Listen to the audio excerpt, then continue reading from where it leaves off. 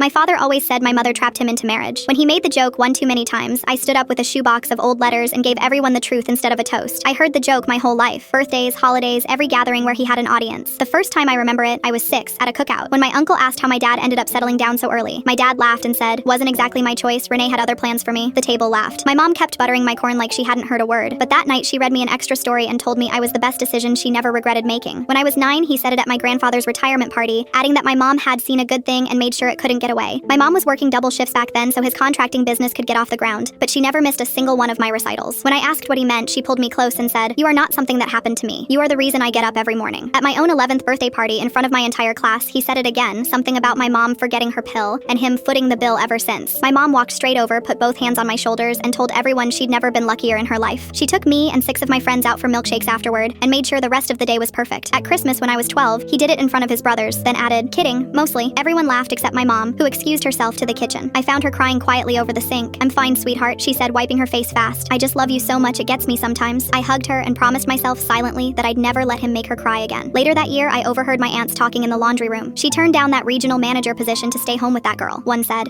"And he still treats her like she ruined him." The other said, "She'd be running that whole company by now if she'd gone." A few weeks before my grandparents' 40th anniversary, I was digging through attic boxes for old photos for a scrapbook. I found a shoebox of letters, folded printouts of old emails between my dad and his college roommate, dated the year before I was born. I almost put the box back until I saw my mother's name. I read every page. My father hadn't been trapped, he'd built the trap himself. My mother had been about to take a regional promotion 2 states away, and rather than let her go, he'd quietly sabotaged her birth control and never told her. He spent the next 12 years making her feel guilty for a decision that had never actually been hers to make. I put the letters in my bag and waited. The anniversary dinner was at a banquet hall, 50-some guests. My uncle raised a glass to my grandparents and asked if anyone else wanted to say a few words. My dad stood, smiling, glass in hand. "Marriage isn't always something you plan for," he said. "Some of us walked in with open eyes. Some of us got walked into it. But you make it work, right?" A ripple of laughter went around the room. My mom just squeezed my hand under the table, the way she always did. I stood up. "I'd like to say something too." My dad smiled, gesturing for me to go ahead. I pulled the letters out. "I found these in the attic. They're from Dad, to his old roommate, from before I was born." His smile dropped instantly. "Sit down," he said, low. I kept going. "He writes that Mom had a job offer out of state, that he couldn't let her leave." My grandfather's hand landed on his arm before he could reach for the pages. I read the next line aloud. "I did it. I put holes in everyone. She doesn't know." My mother's head lifted slowly. I read the last part. "It worked. She's pregnant. She cried for 2 days, but she's not going anywhere now. She's mine." My mother rose to her feet, very calm. "12 years, she said. 12 years you told me I ruined your life." My father tried to speak, something about it being a long time ago, a different person. "I gave up a career for you," she said, voice steady in a way I'd never heard before. "And it was never even my choice to make." My grandfather told him to leave. Every face in that room had turned toward him with the same expression. My mother took my hand, and we walked out together, back straight. They were divorced within the year. His side of the family stopped returning his calls not long after.